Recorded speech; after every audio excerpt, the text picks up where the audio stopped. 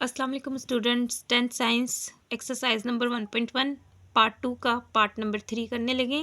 ठीक है, तो पार्ट नंबर 3 देखें। आपके पास क्वेश्चन है, फैक्टराइजेशन से सॉल्व करना है। क्वेश्चन क्या था? Solve by factorization. और इसका क्वेश्चन ये है 4 - 32x = 17x स्क्वायर।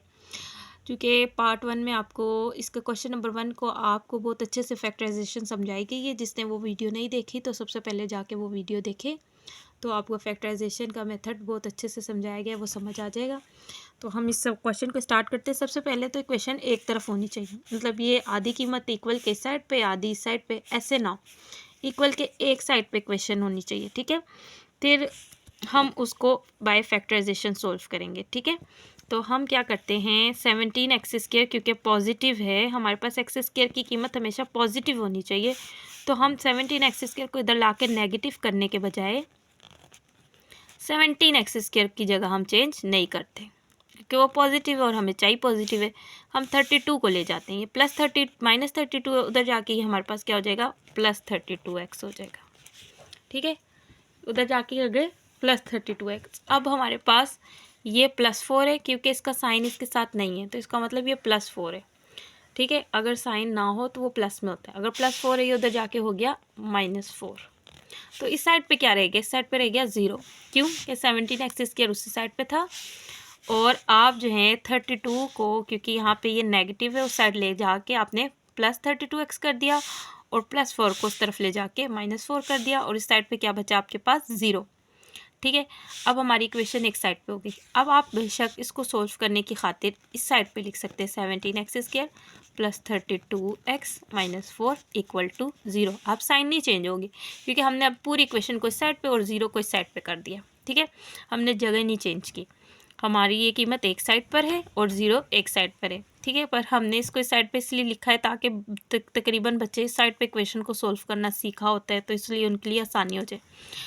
तो क्या तरीका था फैक्टराइजेशन का, दोबारा से रिपीट कर लेते हैं। सबसे पहले x² के साथ वाला कोफिशेंट लेना है। x² के साथ कोफिशेंट क्या है, 17। तो हमने ले लिया 17, और इसको मल्टीप्लाई करना है कांस्टेंट के साथ। कांस्टेंट कौन सी कीमत थी जिसके साथ वेरिएबल ना हो, तो ये तो x² है, इसके साथ ये कांस्टेंट नहीं है, इसके साथ x है, ये भी कांस्टेंट नहीं है, इसके साथ ना x² है ना x है, ये कांस्टेंट है।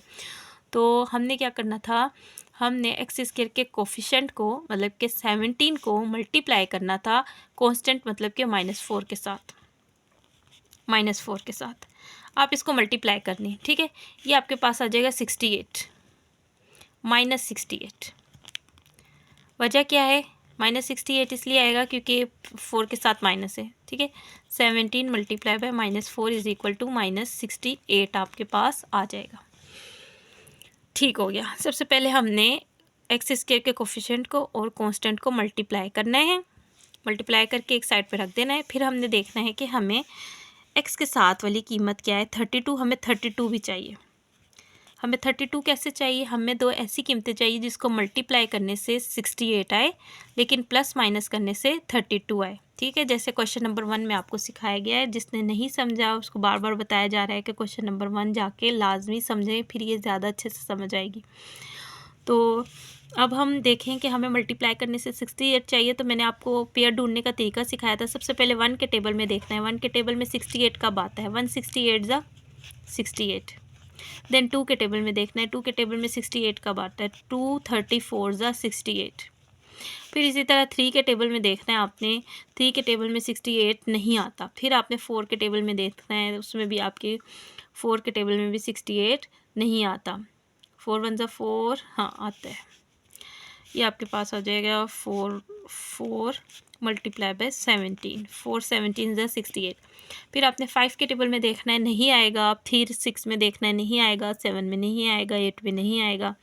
इसी तरह आपने मज़ीद टेबल्स में देखते रहना है। ठीक है, 9 में भी नहीं आएगा, 10 में भी नहीं आएगा, 11 में भी नहीं। इस तरह आप जब देखते रहेंगे तो आपको नज़र आएगा कि ये 17 में ही जाके आएगा, 17 4 ज़ा 68। और मैंने कहा जब रिपीट हो जाए तब आपने स्टॉप कर देना। अब आपने अपना पेयर ढूंढना शुरू करना है कि अब 32 किस में आ रहा है। ये तो चार कीमतें हैं ना, कि 168 ज़ा 68, 234 ज़ा 68, 417 ज़ा 68, और मैंने कहा था जब रिपीट हो जाए, जैसे 417 आ गए और 17 4 आ गए, ठीक है, क्रॉस मल्टीप्लाई हो रहा है, तो वहाँ पे स्टॉप हो जाना है। अब पेयर आपको यहीं पे मिलेगा। अब देखना है 32 किसको प्लस करने से या माइनस करने से आता है। इनमें से इन सब को मल्टीप्लाई करने से 68 तो आ रहा है, लेकिन इन सब में से प्लस माइनस करने से 32 कहाँ पे आ रहा है। अब इनको प्लस करें 69 हो जाएगा, माइनस करें 67 हो जाएगा। हमें नहीं चाहिए, ना 69 चाहिए ना 67। इनको प्लस करें 36 हो जाएगा, माइनस करें 32 हो जाएगा, ये हमें चाहिए। और आगे देखें 17 में 4 प्लस भी करेंगे तो 21 होगा, माइनस करेंगे तो 13 होगा। नहीं चाहिए, नहीं चाहिए। तो इसका मतलब हमें अपना पेयर मिल गया है, जिसको प्लस माइनस करने से 32 बन रहा है और मल्टीप्लाई करने से 68। फिर हमने अपने पेयर के साथ करना क्या है, हमने अपने पेयर के साथ वो वेरिएबल लगाना है जो सवाल में यूज़ हुआ है। इधर एक्स यूज़ हुआ है, हमने अपने दोनों पेयर्स के साथ एक्स लगाना है सबसे पहले, ठीक है। इसके बाद साइन कैसे लेना है, आपके पास जो एक्स के साथ एक्स के कोफिशिएंट का साइन होगा, यहाँ पे प्लस है तो यहाँ पे बड़ी कीमत के साथ आपने प्लस ही लगाना है। छोटी कीमत के साथ आपने वो साइन लगाना है जिसकी वजह से ये 32 बन जाए। अब अगर मैं प्लस ही लगा देती हूँ तो 34 में 2 को प्लस करना पड़ेगा और वो 36 बन जाएगा। तो मैंने ये अक्ल इस्तेमाल करनी है कि मैंने इधर माइनस लगाना है कि 34 में से 2 को माइनस करेंगे तो 32 बनेगा। तो ये हमारा पेयर तैयार है। सबसे पहले एक्स स्क्वायर वाली कीमत ऐसे ही लिखनी है, 17x², ठीक है। फिर जो आपने पेयर तैयार किया वो लिखना है। आपने पेयर तैयार किया था -2x + 34x। फिर कांस्टेंट वाली कीमत को भी एज इट इज़ लिखना है, इक्वल टू 0 का 0। पहली भी ऐसी, कांस्टेंट भी ऐसी। 32x की जगह पे आपका आएगा -2x + 34x। पहली दो में से कॉमन निकालना है। पहली दो में देखें 17 और 2 एक ही टेबल में नहीं आता है। x² और x मतलब कि x कॉमन है। अंदर क्या बचेगा 17, एक x बाहर है, एक x अंदर बच गया, और -2 ये x बाहर है। प्लस अब 34 और 4 किसके टेबल में आ रहे हैं, 2 के टेबल में, तो 2 कॉमन निकलेगा। 2 के टेबल में पढ़ें, 2 17 ज़ा 34, x का x, और 2 2 ज़ा 4, इक्वल टू 0 का 0 आ गया, ठीक है। ये वीडियो में थोड़ा सा प्रॉब्लम आ रहा है, एक सेकेंड, ठीक है। तो अब हमारे पास ये रफ अमल था, इसको साइड पे कर दें और हल करें। अब देखें ये सेम है, एक दफ़ा आ जाएगा 17x - 2 कॉमन, ये कॉमन आ गया, अंदर बचेगा x + 2। कुछ बच्चों को ये बात समझ नहीं आती, तो फिर मैं उनको कहती हूँ कि जो सेम एक दफ़ा ये लिखनी है और एक दफ़ा ये जो बाहर है जैसे x + 2 एक दफ़ा ये लिखनी है, इक्वल टू 0। अब दोनों को 0 के इक्वल रखना है। 17x - 2 को भी इक्वल टू 0 रखें और x + 2 को भी इक्वल टू 0 रखें। यहाँ से 17x आ गया, -2 उधर जाके +2 हो जाएगा, x = 2, 17 उधर जाके डिवाइड हो जाएगा। एक x का आंसर ये आ गया, और x + 2 है उधर जाके क्या हो जाएगा, -2 हो जाएगा। एक आंसर ये आ गया। अब आपने इसको सोल्यूशन सेट में लिख देना है। सोल्यूशन सेट लिख के आपने ये कीमतें इस ब्रैकेट्स के अंदर लाजमी रखनी है, क्योंकि अगर ये सोल्यूशन सेट ना लिखें तो कुछ टीचर्स इसके 0.5 मार्क्स कटिंग करते हैं।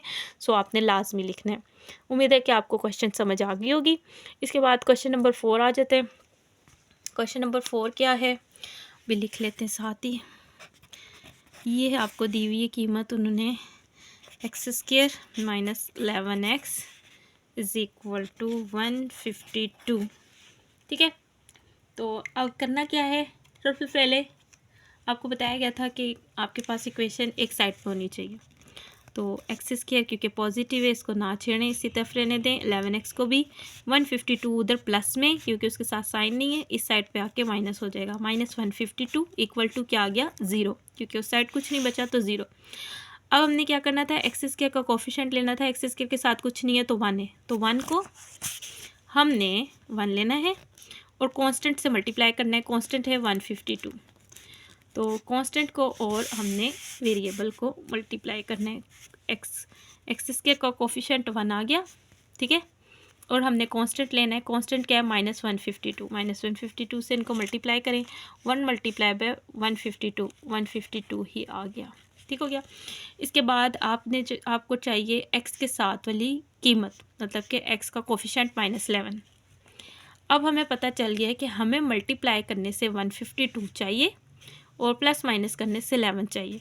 तो मैंने आपको बताया है कि आपने उसको नहीं ढूंढने बैठ जाना, 11 को नहीं ढूंढना, आपने 152 देखना है किस किस के टेबल में आता है। तो देखना कहाँ से शुरू करना है, 1 से। 1 मल्टीप्लाई बाय 152 आपके पास आ जाएगा 152। इस तरह 2 के टेबल में देखेंगे, 2 का टेबल पढ़ेंगे, 2 7 ज़ा और 2 6 ज़ा 152 आ जाएगा, ठीक है। इस तरह 3 के टेबल में नहीं आ रहा, 4 के टेबल में देखेंगे, 4 3 ज़ा और 4 3 ज़ा 12 और 3 कैरी 4 8 ज़ा 4 3 ज़ा 12, 3 कैरी 4 8 ज़ा 32, ये 152 आ गया। इसी तरह फिर 6 के टेबल में नहीं आ रहा, 5 के टेबल में नहीं आ रहा, 7 के टेबल में नहीं आ रहा और 8 के टेबल में देखेंगे, 8 1 ज़ा और 8 1 ज़ा 8, 8 9 ज़ा 152, ठीक हो गया। तो 8 19 ज़ा हमारे पास आ रहा है 152। फिर 9 के टेबल में नहीं आ रहा, 10 में नहीं आ रहा, 11 12 13 14 में नहीं आ रहा, फिर 19 में ही अगेन आएगा 152। अब जब रिपीट हो जाए, मैंने कहा 8 19 ज़ा 152 और 19 8 ज़ा 152, आपने वहाँ पे रुक जाना है, उससे आगे नहीं जाना। अब देखना है कि 11 किस में आ रहा है। इन दोनों को प्लस करने से क्या आता है 153, माइनस करने से 151, ये हमने नहीं लेना है क्योंकि इससे 11 नहीं बन रहा। मल्टीप्लाई करने से 152 इन सब से आता है, लेकिन प्लस माइनस करने से जिस पे 11 भी आता होगा हमने वो पेयर लेना है, ठीक है। पेयर लेने का तरीका क्या है कि मल्टीप्लाई करने से दो कीमतों को 152 आ रहा हो और उन्हीं दो कीमतों को प्लस माइनस करने से 11 बन रहा हो। तो ये सारी वो कीमतें जिनको मल्टीप्लाई करने से 152 बनता है। अब हम जस्ट ये देखने लगे हैं कि इनमें से कौन सी ऐसी ख़ास कीमत है जिसको प्लस माइनस करने से 11 भी आता है। तो इसको प्लस करने से माइनस करने से 11 नहीं बनता, सो नहीं चाहिए। इनको प्लस करो माइनस करो 11 नहीं बनता, नहीं चाहिए। प्लस करो माइनस करो 11 नहीं बनता, नहीं चाहिए। इनको प्लस करो तो नहीं बनता, लेकिन अगर 19 में से 8 को माइनस करें तो 11 बनता है, पेयर मिल गया, ठीक है।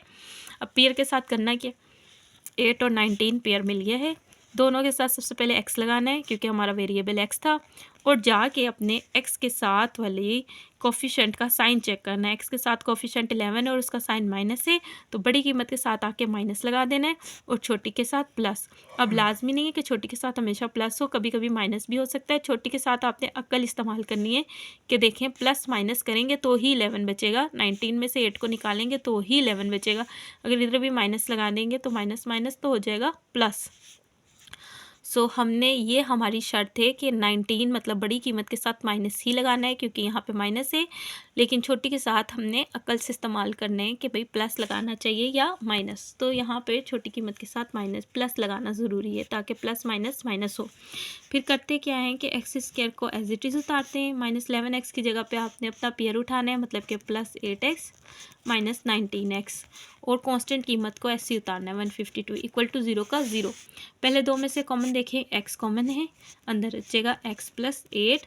अगले दोनों में से कॉमन देखें, माइनस कॉमन है, 19 कॉमन है, यहाँ पे बचेगा x। जब माइनस बाहर रखें अंदर का साइन हो जाता है चेंज, और 19 का टेबल कहाँ तक पढ़ें, 8 तक पढ़ें, तो 152 आता है इक्वल टू 0। अब अगर ये सेम आ गया तो आपकी फैक्टराइजेशन दुरुस्त है। एक दफ़ा जो सेम आया वो लिख लें, मीन टू से के कॉमन निकाल लें। अंदर क्या बचा, x - 19, क्योंकि x + 8 तो कॉमन निकल आया। अब जिन बच्चों को समझ नहीं आती वो ये देख ले कि जो सेम एक दफ़ा वो लिखना है और एक दफ़ा ये जो बाहर है वो लिखना है, इक्वल टू 0। अब इसके 2 पार्ट्स कर लें, एक दफ़ा x + 8 इक्वल टू 0, एक दफ़ा x - 19 इक्वल टू 0। अब +8 जो है वो उधर जाके क्या हो जाएगा, -8, और -19 जो है वो उधर जाके क्या हो जाएगा, +19।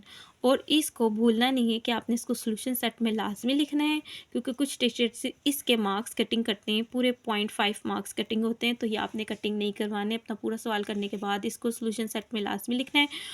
इंग्लिश मीडियम सोल्यूशन सेट लिखते हैं और उर्दू मीडियम इसको लिखेंगे हेल्थ सेट। ठीक हो गया, तो ये आपका क्वेश्चन क्लियर है, इसको अच्छे से समझें। और जिस बच्चे को समझने में मुश्किल आ रही है वो एक्सरसाइज नंबर 1.1 के पार्ट 2 के क्वेश्चन नंबर 1 को जाके लाजमी समझे, तो इंशाल्लाह उसको ये वीडियो भी ज़्यादा अच्छे से समझ आ जाएगी।